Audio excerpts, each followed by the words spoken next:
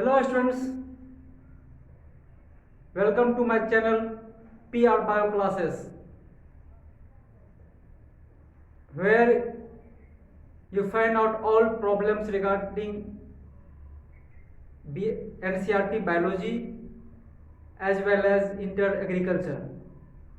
हमने आप लोगों से प्रॉमिस किया था कि मैं इंटर एग्रीकल्चर का सिलेबस और इसके विभिन्न प्रकार के एस्पेक्ट्स के बारे में हम लोग डिस्कस करेंगे, तो उसकी इंतजार आज हमने खत्म कर दिया है। मैं इंटर बायोलॉजी का इंटर एग्रीकल्चर का सिलेबस आप लोगों के सामने प्रस्तुत कर रहा हूं। आप तमाम छात्र जो बिहार के विभिन्न इंटर कॉलेजों में एडमिशन है, जिन्होंने इंटर में एग्रीकल्चर को चुना है, सिलेक्ट किया है, चूज किया है, तो उनके उस सभी बच्चों के उज्जवल भविष्य के लिए यह आज का जो वीडियो है वह काफ़ी कारगर होगा। स्टूडेंट्स, ऐसा है कि बिहार सरकार ने इंटरमीडिएट में एग्रीकल्चर साइंस को इस व्यवस्था के साथ लॉन्च किया कि बच्चे जो है इंटरमीडिएट स्तर से ही जो कृषि के क्षेत्र में जो नए नए आयाम स्थापित हो रहे हैं, भारत सरकार, राज्य सरकार मिलकर कृषि के क्षेत्र में नित नए नए प्रयोग, नित नए नए स्टेप्स लिए जा रहे हैं, नए नए इनिशिएटिव्स लिए जा रहे हैं।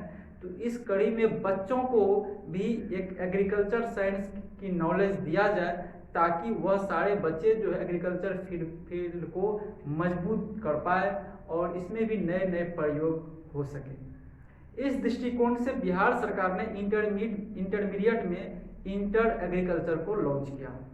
लेकिन हुआ क्या कि इंटर एग्रीकल्चर के सिलेबस जो है मार्केट में बहुत कम ही मिल पाते हैं। बहुत ही गिने चुने टीचर्स भी इस फील्ड में काम कर रहे हैं। बच्चे इस मैटर में खासा प्रॉब्लम का शिकार हो रहे हैं। इसीलिए इस प्रॉब्लम को हमने दूर करने का हर संभव प्रयास किया है, ताकि जो बच्चे इंटर में एग्रीकल्चर को सिलेक्ट किए हैं उनके लिए कोई खासा परेशानी न हो। तो हम लोग बिना विलंब किए एक बार बोर्ड पर देखते हैं कि हमारा सिलेबस क्या है इंटरमीडिएट एग्रीकल्चर का। स्टूडेंट्स, ऐसा है कि यह जो है इंटरमीडिएट एग्रीकल्चर का हमको भी 11th क्लास का सिलेबस अभी तक नहीं मिल पाया है।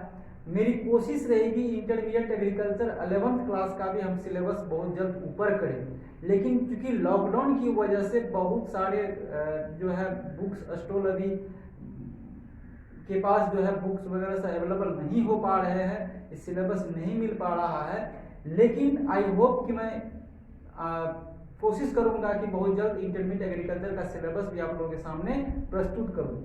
फिलहाल के लिए इंटरमीडिएट 12th क्लास का 12वीं कक्षा का हम सिलेबस आपके सामने प्रस्तुत कर रहे हैं, जो आपके एग्जाम में जो सालाना एग्जाम होता है, अब जो 2021 में जो एग्जाम होने वाला है उसको ये काफी बीट कर पाएगा। आप उस एग्जाम को अच्छे तरह से आप क्रैक कर पाइएगा।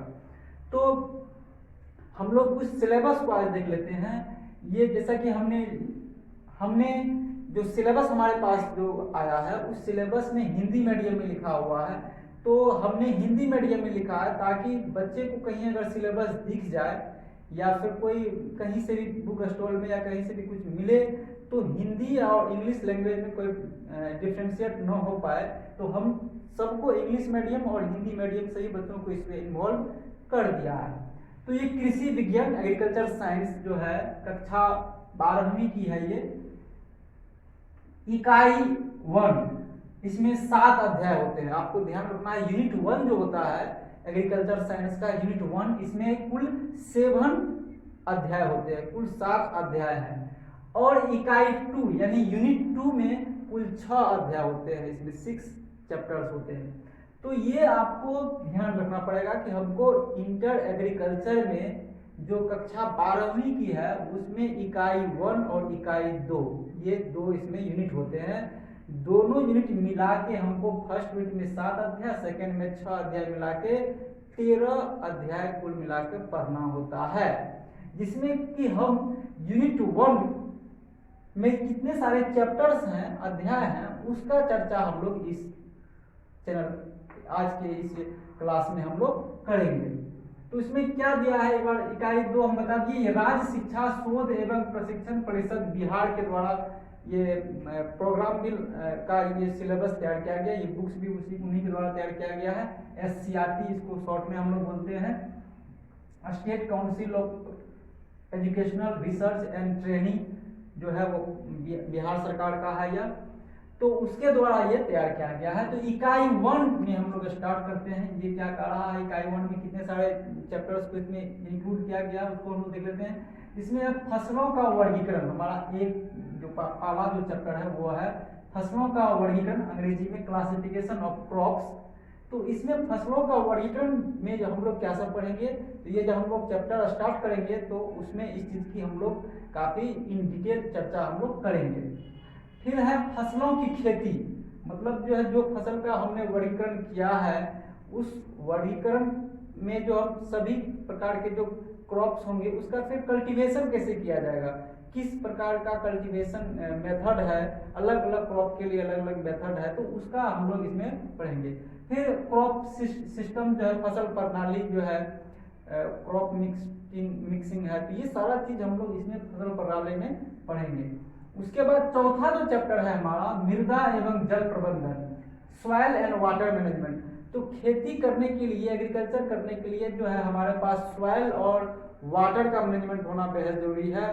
हम सभी जानते हैं कि अच्छी पैदावार के लिए, अच्छे एग्रीकल्चर के लिए एक अच्छी किस्म का मिट्टी का होना भी बेहद जरूरी है। इसीलिए भारत सरकार ने सॉइल टेस्टिंग लैब की स्थापना किया और सॉइल में विभिन्न प्रकार के मिनरल्स की कमी के से जो होने वाले प्लांट डिजीज है उसको भी चेकआउट के लिए लेबोरेटरी की स्थापना की जा रही है।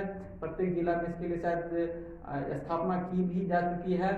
और फिर सॉइल में विभिन्न प्रकार के मिनरल्स का पता लगाने के लिए उसमें है या नहीं है, कम है या ज़्यादा है, तो इसके लिए भी हमारे पास जो है उपलब्ध संसाधन हो चुके हैं भारत देश में, जो कि अच्छी पहल है।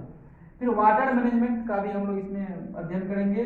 खरपतवार प्रबंधन, खेती करने के दौरान बहुत सारे वीड्स पनप जाते हैं खेतों में, तो इसको मैनेजमेंट कैसे करेंगे कि ये खरपतवार कम मात्रा में उगे, और उगने अगर उग भी जाता है तो फिर हम विभिन्न प्रकार के पेस्टिसाइड्स का इस्तेमाल कर उस खरपतवार को हम दूर कर पाए।